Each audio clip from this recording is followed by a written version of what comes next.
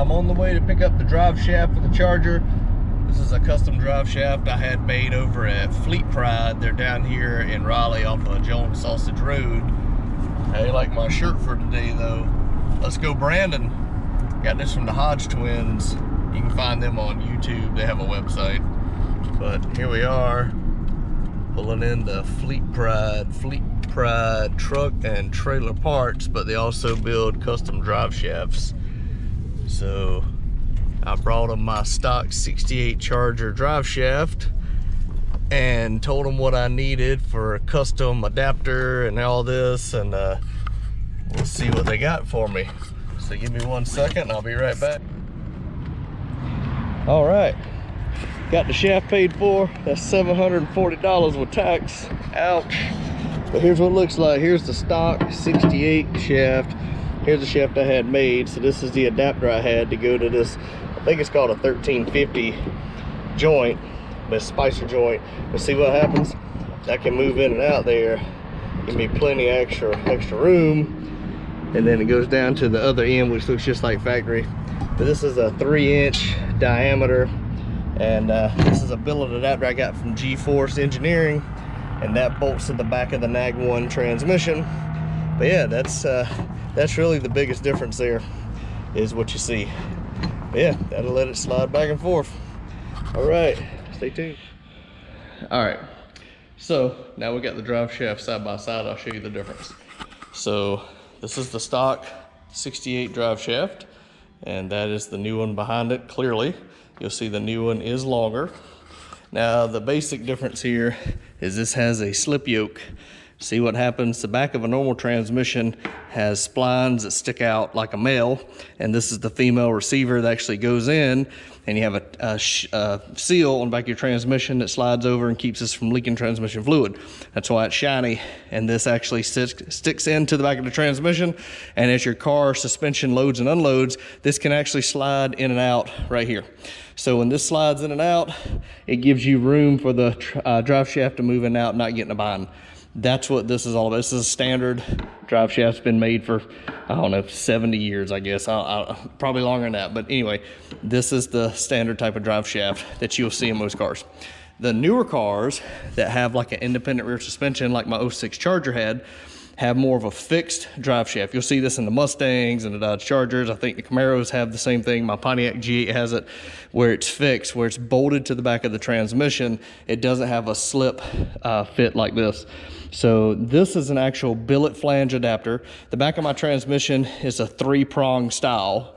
And what this does, it adapts it from a 3-prong style to a 4-bolt. So what happens is I can actually bolt this type of adapter, which is the universal joint. I think this is called a 1350 universal joint. It's 4 bolts. It bolts it actually to this 3-bolt adapter and gives you this type of universal joint. It takes that concept and it turns it around. So you take the fixed part here on the back of the transmission, and you actually have to have some part of it that can move when the suspension loads and unloads, because the back of the drive shaft is still the same. It physically bolts to the rear end, so that didn't change. What happens is we got to have it where it can move in the shaft itself. So they have this type of slip fit connection that will allow it to move back and forth, okay? So that's what that is. And then the shaft itself, pretty much same diameter as that one. It's a 3-inch diameter. And then on this end, you'll see the factory one actually necked down and got smaller. This one stays consistent the whole way, so this one's actually beefier. This is where they balanced it. And then this is the new universal joints here. So this is a beefier shaft. Don't let this fool you. This can take a lot of punishment, and it will be just fine for my application. So to recap, I want to show you some of the components here if you're going to build one for yourself.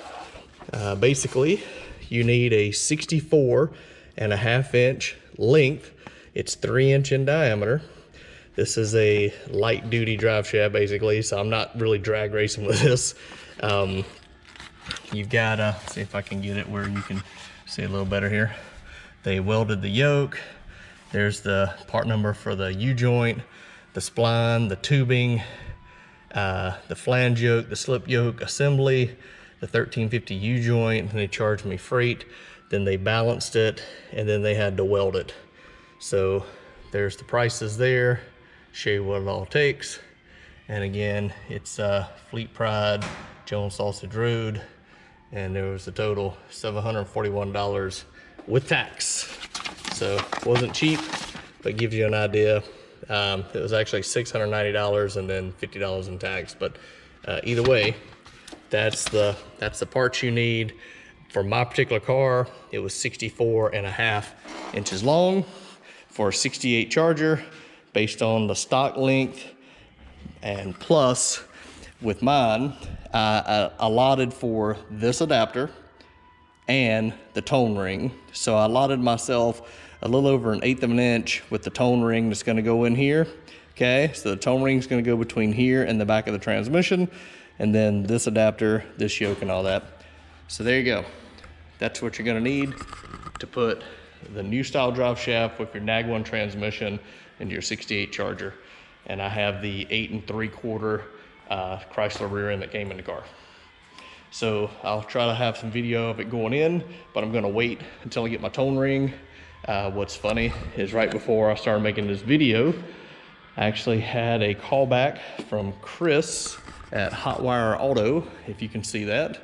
And you know, that guy's elusive trying to get a hold of, but effectively it's been right at 9 weeks now since he took my order for the wiring harness for the HEMI and Nag 1 for this car, and he's behind. He told me he was behind, but I was waiting for him to give me an answer on the transmission adapter for the speedometer cable and the tack adapter and the tone ring. I was hoping to get those parts shipped last week so I could go ahead and wire them up in the car, but apparently he said it was his mistake. He forgot to respond to me and send it out.